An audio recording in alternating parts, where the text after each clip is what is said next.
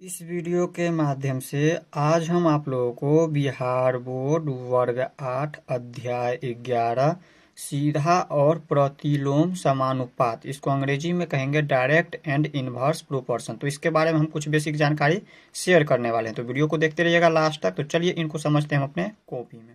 तो यहाँ पर देखिए अध्याय 11 वर्ग है 8वीं और समझना है हमें सीधा और प्रतिलोम समानुपात के बारे में। इसको अंग्रेजी में कहते हैं डायरेक्ट एंड इनवर्स प्रोपोर्शन।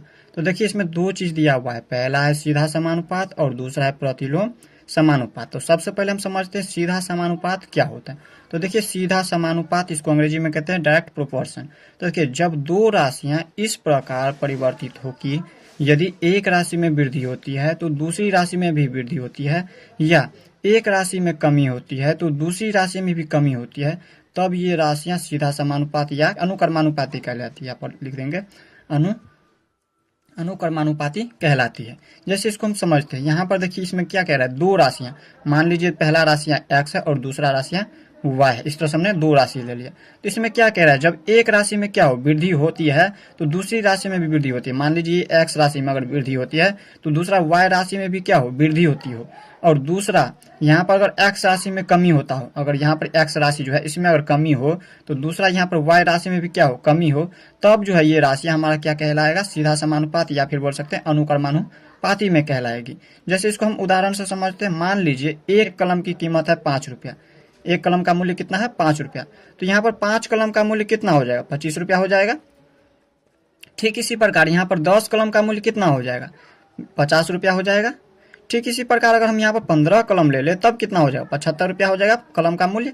और अगर यहाँ पर हम 20 कलम ले लें तो यहाँ पर कलम का मूल्य कितना हो जाएगा, यहाँ पर हो जाएगा 100। तो यहाँ पर देखिए ये हमारा कलम की संख्या है, कलम की संख्या है, ये हमारा कलम की संख्या हो गया। और ये y जो है यहाँ पर कलम का मूल्य, ये हमारा कलम का मूल्य हो गया, ये कलम की संख्या हो गया। तो यहाँ पर देखिए इसमें वृद्धि हो रही है, यहाँ पर देखिए x में क्या हो रहा है, इस राशि में वृद्धि हो रही है, 1 से 5, 5 से 10, 10 से 15, 15 से 20। तो दूसरा राशि y में भी देखिए यहाँ पर मूल्य में भी क्या हो रहा है, वृद्धि हो रहा है, 5 से 25, 25 से 50, 50 से 75, 75 से 100। ठीक इसी प्रकार अगर इसको उल्टा करें, यहाँ पर देखिए 20 से हम अगर 15 में जाए तो इसमें भी देखिए यहाँ पर 100 से कितना में जा रहा है, 75 में। अगर यहाँ पर 15 कलम, 20 कलम से हम नीचे करें, 15 कलम का मूल्य देखें तो यहाँ पर 75 रुपया।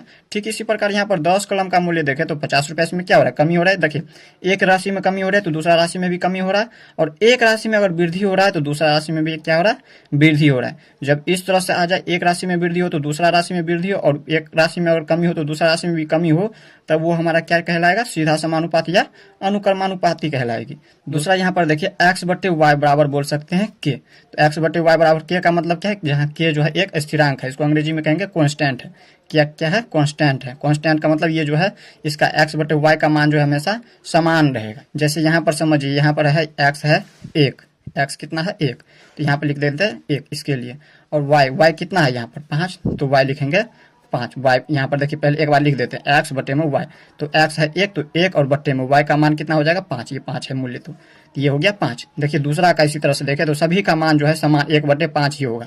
जब इस टाइप से आ जाए तो यहाँ पर ये क्या हो जाएगा, सीधा समानुपात में होगा या फिर अनुक्रमानुपाती में होगा। इसमें दो चीज आप लोगों को याद रखना है, पहला क्या होना चाहिए, इसमें अगर एक राशि में वृद्धि हो तो दूसरा राशि में वृद्धि होना चाहिए, और अगर एक राशि में कमी हो तो दूसरा राशि में भी कमी होनी चाहिए। और दूसरा आप लोगों को याद रखना है, इसमें x बटे वाई बराबर k होता है।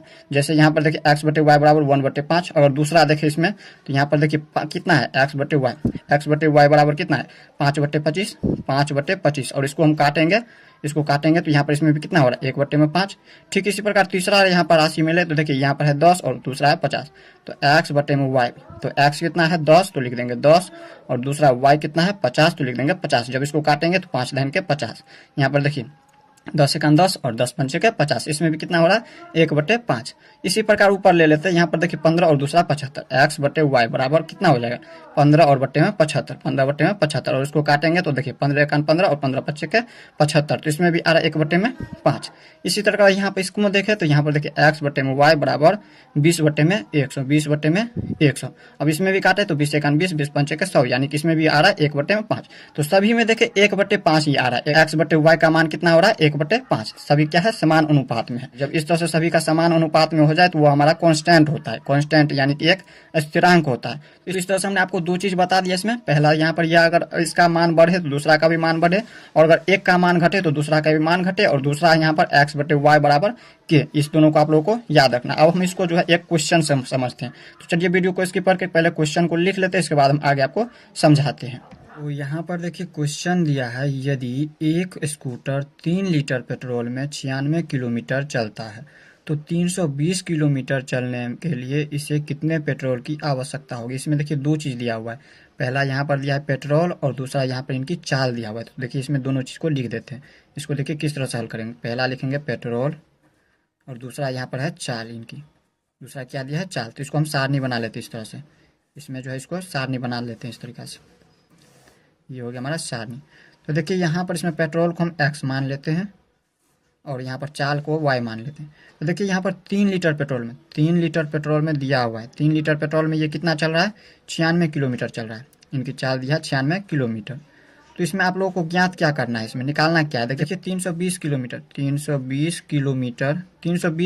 चलने के लिए इसे कितने पेट्रोल की आवश्यकता होगी आपको निकालना है, ये हमें नहीं पता है। तो यहाँ पर इसको हम x2 मान लेते हैं, यहाँ पर इसको x1 मान लेते हैं। x1 बराबर दिया हुआ है 3 लीटर, यहाँ पर x2 बराबर हमें निकालना है। और इसमें देखिए यहाँ पर y1 इसको मान लेते हैं, y1 बराबर 96 किलोमीटर, और यहाँ पर इसको y2 बराबर मान लेते हैं 320 किलोमीटर। देखिए इसे आप लोगों को याद रखना है। यहाँ पर आपको हमने क्या बताया, यहाँ पर x/y बराबर होता है हमारा के, यानी कि क्या है कांस्टेंट हो गया, यानी कि इसका मान x/y का सभी का मान क्या होता है समान होता है। तो देखिए हम यहाँ पर क्या करेंगे, इसमें लिखेंगे x1 बट्टे में y1 बराबर लिखेंगे x2 बट्टे में y2। इसे हम इस तरह से लिख सकते हैं x1 बटे में y1, और यहाँ पर इसके बराबर ये दिया हुआ है x2 बटे y2, इस तरह से इसको लिख सकते हैं। तब हम इसमें यहाँ पर क्या लिख देंगे, x1 का मान हमें पता है 3 लीटर है, 3 लिख देंगे, और y1 का हमें पता है 96 किलोमीटर, तो 96 लिख देंगे। और इसके बाद x2 हमें निकालना है, और y2 हमें पता है 320 किलोमीटर। तो इसको हम किस तरह से हल करेंगे, खासा इसको ऊपर कर लिए। तो यहाँ पर देखिए इसको हम क्या करेंगे, यहाँ पर वज्र गुणनखंड करेंगे, इसको हम यहाँ पर कोना कोनी क्या करेंगे गुना करेंगे। तो यहाँ पर लिख सकते हैं x2 गुने 96 बराबर क्या लिखेंगे 3 गुने 320, इस तरह से हम गुना कर दिए। अब हम इसमें यहाँ पर क्या लिख सकते हैं, x2 बराबर, इसको जब ऊपर ले जाएंगे, ये अभी गुना में ऊपर ले जाएंगे तो ये भाग में आ जाएगा, तो 3 गुने 320 और बट्टे में यहाँ पर कितना हो जाएगा 96। अब इसको क्या करना है, आपको काटना है, तो इसको काटिए। इसको हम अगर 16 से काटें, इसको हम 16 से काट देंगे तो यहाँ पर देखिए 16 दूनी के 32, 2 बार में 32, और ये 0 है तो 0, और इसको हम 16 से काटेंगे तो कितना बार में ये कट जाएगा, 16 छके 96, ये 6 बार में कट जाएगा।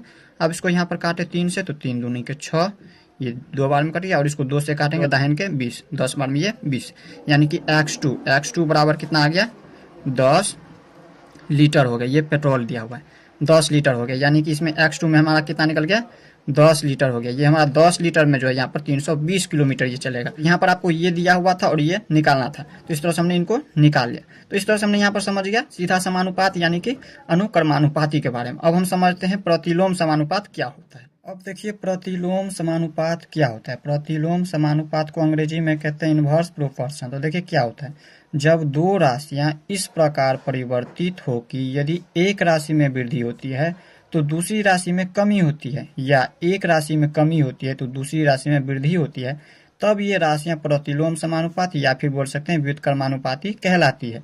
इसमें देखिए आप लोगों को याद रखना है, इसमें दूसरा नियम यहाँ पर याद रखना है, x गुने y बराबर होता है के। यहाँ पर सीधा समानुपात में क्या होता था कि यहाँ पर x बटे y बराबर होता था के, जहाँ के क्या है एक स्थिरांक है, और इसमें x गुने y बराबर होता है के। तो इसमें देखिए यहाँ पर है दो राशियां मान लीजिए, पहला राशियां है x और दूसरा राशि है y।